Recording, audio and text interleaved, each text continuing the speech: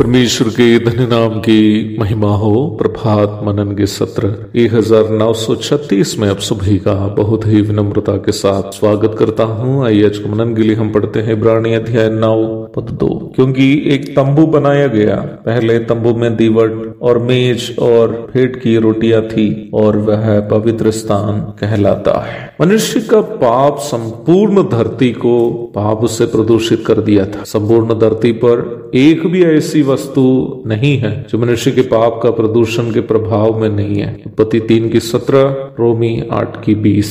इसलिए वर्तमान धरती पर ऐसी कोई वस्तु नहीं है जिसे हम स्वाभाविक कारणों से पवित्र कह सकते हैं। स्वाभाविक कारण का मतलब है कोई भी वस्तु स्वयं पवित्र रहने के कारण उसे पवित्र माना जाना। ऐसी कोई वस्तु संसार में नहीं है। सभी सांसारिक चीजें पाप से प्रदूषित है। मनुष्य अपनी मूर्खता के कारण नदी, नाले, पहाड़, पशु, पक्षी, वृक्ष आदि को पवित्र करके समझ रहे हैं। स्वयं पवित्र रहने का ये भी अर्थ है कि यदि एक वस्तु स्वयं पवित्र है तो उसमें ये भी क्षमता होनी चाहिए कि वह उसके संपर्क में आने वाली अन्य वस्तुओं को भी पवित्र करे। भारत में कई नदियों को पवित्र मानी जाती है। चलो, ऐसे करने की आजादी लोगों को है। सभी प्रकार की बातों में आस्था रखने का स्वतंत्रता भारत के संविधान देता भी है। परंतु इस विषय पर मेरे मन में आया हुआ एक संदेह आपके साथ बांटना चाहता हूँ। यदि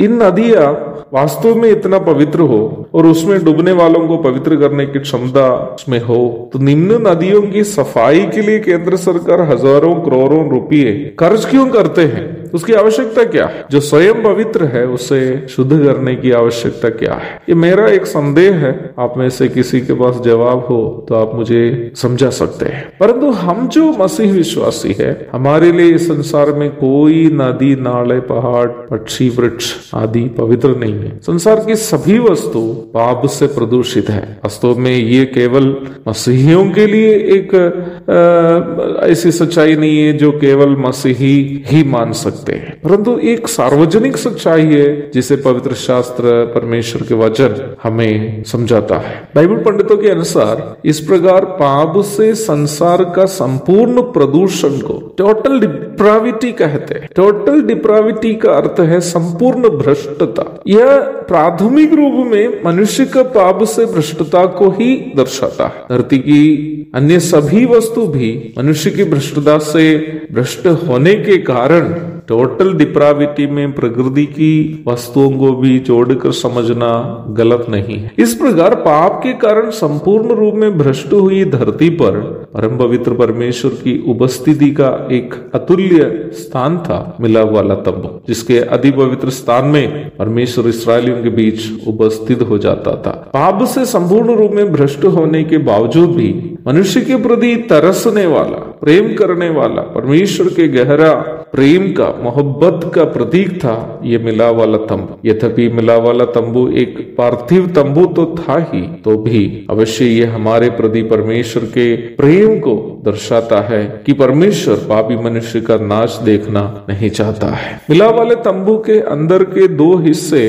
अर्थात पवित्र स्थान और अति पवित्र स्थान इसलिए पवित्र नहीं था कि उसके निर्माण के लिए उपयोग की गई वस्तुएं, सामग्रियां अपने आप पवित्र थे, परंतु इसलिए उसे पवित्र कहलाता था कि उन अति पवित्र स्थान में परमेश्वर अपनी उपस्थिति देता था। परमेश्वर की उपस्थिति उस पार्थिव तंबू को एक पवित्र स्थान बना दिया है। इस विषय में बहुत सारी बातें और भी अध्ययन करने के लिए है। प्रभु दया करे तो आने वाले दिनों में हम अध्ययन करेंगे।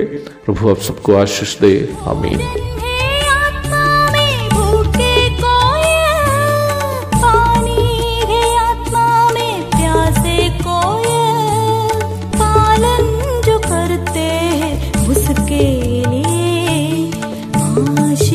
पाने का साधन है ये वचन, प्यारा वचन।